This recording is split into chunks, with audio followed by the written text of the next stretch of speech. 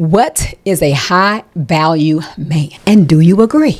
So when you're thinking about men who purposely just make babies with more than one person or continuously make babies with multiple women, I want your opinion on where you think what the root cause of that is, because obviously you see it as something that it shouldn't happen, that shouldn't be the plan, that shouldn't necessarily be like what you intend to do. It seems like that's your perspective. So I wouldn't say shouldn't, because I don't project my values on anyone.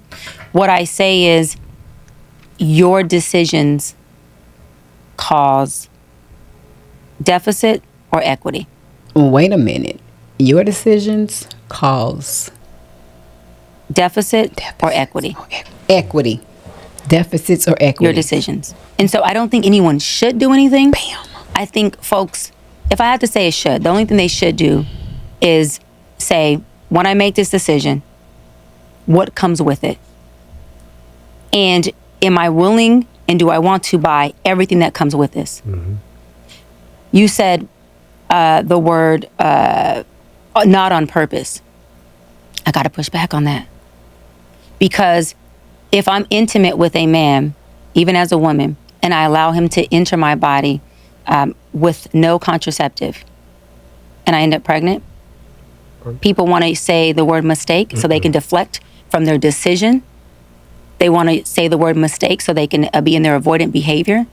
No, I purposely got pregnant because in that moment I understood as an adult with insight that a man penetrating me raw, who happens to have something called sperm in his body that makes a child, can impregnate me. Theoretically, but life happens, and people don't always. But life to make happens babies. when decisions are not something that somebody is being accountable for. That's right. Prior to the result your decision makes. There you go. I do not coddle bad decisions. That's good. And I do not allow people to avoid them and make excuses for them, because life happens, but life happens as a result of whose decisions? Ours. So, great people, she's making some really good point about relationships between men and women, and especially in the Black community, about how there are a lot of absent dads. And I've spoken about this in a previous video, but it is a choice. And it's being accountable and responsible to the choices and decisions that we make can change things. So when I saw this video, this is the first time that I've seen Dr. Cheyenne Bryant, at least that I know of. I may have seen her on another platform. It could be Instagram clips. But the first time I really listened to her speak in regards to her level of expertise. And this is really good. What do you all think? Let's keep listening. Actually, this is the point where I wanted to stop. We're going to get into the high value man, but all of these things I want you to listen to, because this is how we are determining what your opinion is, what your views are of a high valued man. Let's get to the next point. And I'm not coddling bad decisions. I will have grace for people who understand that because of their bad decisions, they're not doomed. But I'm not calling bad decisions, especially not here where we have folks who are watching us. So I'm not creating any more deficits in our community. I am not going to coddle that in our community.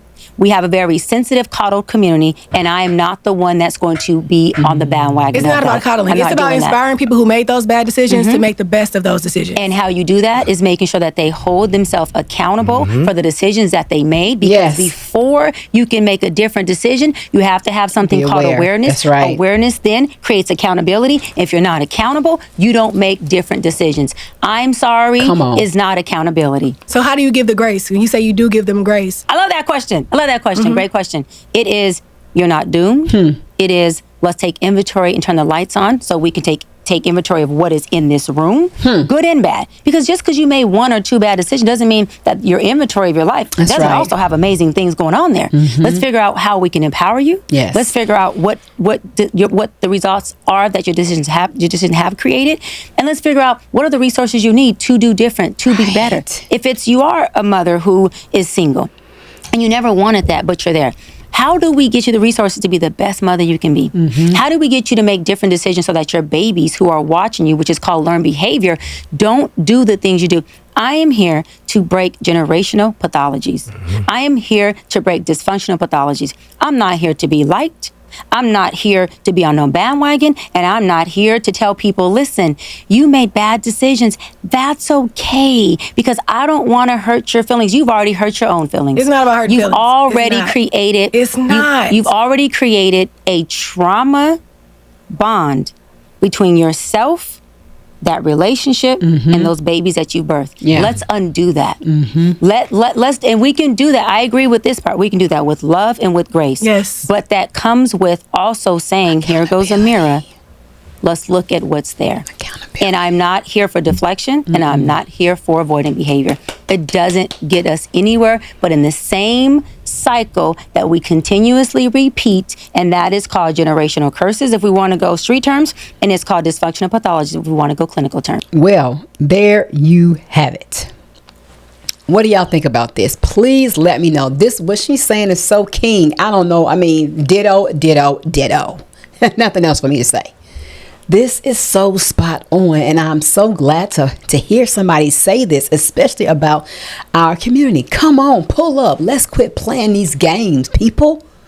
If you want to change, just do it. But get the resources, and that's what I love about what she's saying. Yes, let's get resources. You can make some adjustments and make the adjustment and shift, but you're not stuck. I like this. I like this. Okay, great people. One more clip, and then we're going to chop it up at the end. This is so good. I hope you guys are liking this and are dissecting this, because I'm really interested, especially, men, what do you think about this? And sisters too. Last clip. High functioning. That's what I want to know. How can a low value man be high functioning? Tell me that. Hold on, that's it. You just let me drink. Take me a sip. Yeah, take no. a sip. Me too. Because that does what you just said leads into that question. Because Well, he took it straight. He said, "Hold on, y'all had your woman talk. We gonna take I'm it going straight way to too the low. dang. Okay. How can a low value man be high functioning? Yeah. Okay. So I want to clear this up. Okay. Kevin Samuels used his low value, or his term of value, as the noun of value, which is morals and values, which I love that too. I loved his term as well, right? Morals and values of a person. I use the value term as an adjective word, which is value in your success, your accolades, your money, your relationships, what you got going on socially, economically. So when I say a man can be low value, that just means that he doesn't make a lot of money. His economic status isn't high. He's not affluent.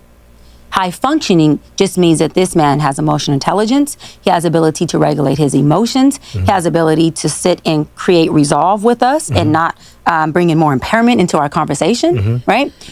A perfect example of high functioning is what me and your beautiful wife just did. Yeah. We had a perception exchange.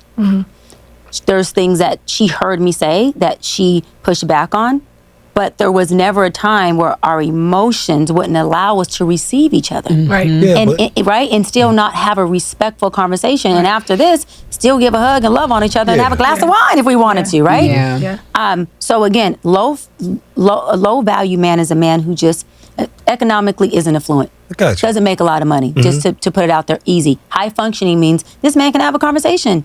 Okay. This man can regulate his emotions. Okay. He can receive a difference in opinion. Okay. Right? He is not fleeing or sabotaging the conversation as soon as things don't go his way. Right. Because his inability to sit in uncomfortable emotions or sit in discomfort when the table isn't turning to him. Just like a high value, low functioning man, which is a lot of many men who are in power are high value, low functioning. High value meaning what? They got the money. They got the value. They got the home. They got the real estate portfolio. Yeah. They got the yacht. They can travel, right? They can in their illusion, in their fake fairy tale ideology, can purchase a woman. Women can't be bought. That's a whole nother episode. Oh, some They can. can't be bought. They being bought every day. Let's talk about that too. And men are getting exactly what they paying What y'all for. think? And when you say that, what you mean? They getting what they paying for. That's like. Listen to You ready? this. Yeah, go ahead. They getting either vagina, an Yeah. STD, or a Yeah. baby mama. Okay. That's it. That's all you buying. You can't buy substance. You can't buy love. You can't buy this. No. You can't buy No, marriage. no, no. This ain't bought. Okay, No. this ain't bought. This is built. This is built. Yeah. This is Yeah. intimacy. This is love. This is Yeah. conversation. This is love each other by knowledge of each other. This can't be bought. For sure. You have a woman. well, you can't buy love, but Okay. you can buy a woman though. She might not You love can you. buy a body. Okay. There you go. You can buy a vessel. Okay. You can have an that. exchange Yeah. for a service from a woman, whether it's time, sex, or time or sex. Oh, I'm sorry. Time or sex. Oh, I'm sorry. Those aren't substances, right? So you can buy those. That's called solicitation and prostitution. Okay, I'm back. Now you Okay. asked about high functioning and low value. Yeah. A high function, high value, low functioning guy has a lot of money. That's value, but he has low functioning behavior. He can't process his emotions. He has a lot of narcissistic characteristics. If the Okay. conversation goes in a way that doesn't work for him, guess what? On to the next. It's a Or lot of he's men on like that. sabotage. Yeah. Or he doesn't want to have this conversation anymore. Or you just not conducive for him. Okay. Right? So in that circumstance I just described, that's a man who is more than likely doing what? Buying a woman. So Or let tell me me, say better, buying a body. Because So- you can't buy a woman, you're buying a Buy a body. body. You're buying a body. so tell me this. So would a woman prefer a low value, high functioning man? Okay, great people. Okay. What do you think about what she says a high value and low value man is? What do you guys think? She is saying that if he's the higher his emotional intelligence, the higher the value. This is what I take. Let me know what you think in the comment section. What your take is. The higher the emotional intelligence, the higher the value.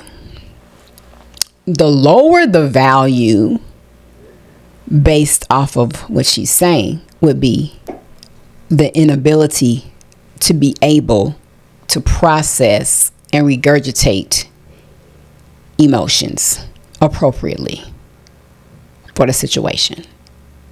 What do y'all think? Now, I know she also mentioned about income and things like that. And shortly after, they get into another conversation, which was really good, where it seemed to be a little contradictory, but I felt like I knew where she was going with it.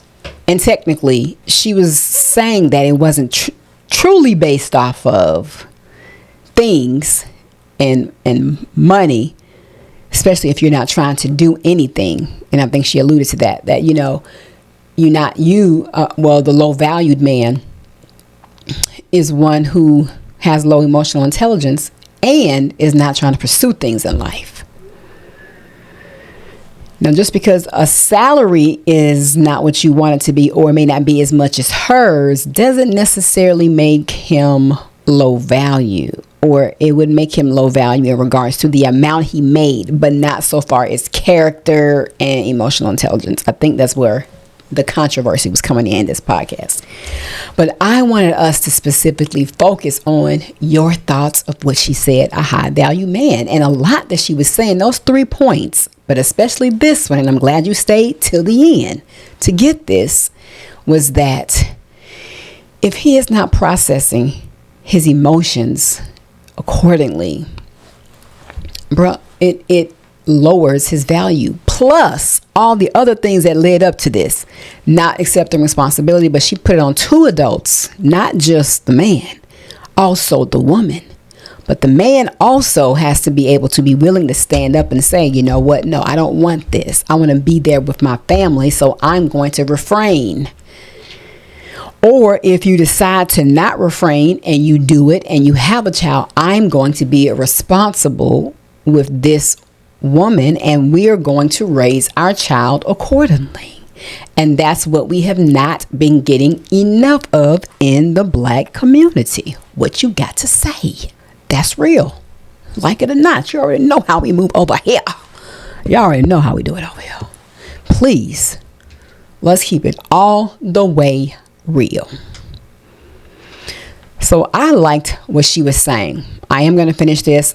I am going to also drop the link in the description so you can watch it when you have a moment. But what do you think? highlight the key points. Highlight the points that I talked about in this video. Short 3 clips, and discuss what you feel like a high valued to low valued man, and even put in there a woman, because pretty much it's the same thing. It is the same. So, okay, great people, what do you think about this? Put it in the comment section. I love you guys. Like this video, share it so we can get some conversation stirred up and making some change, something that's going to push for change. I love you guys, and I'll see you on the next video. Start to apply the pressure listening to a 45-minute lecture. Intellectualism is conceptualism.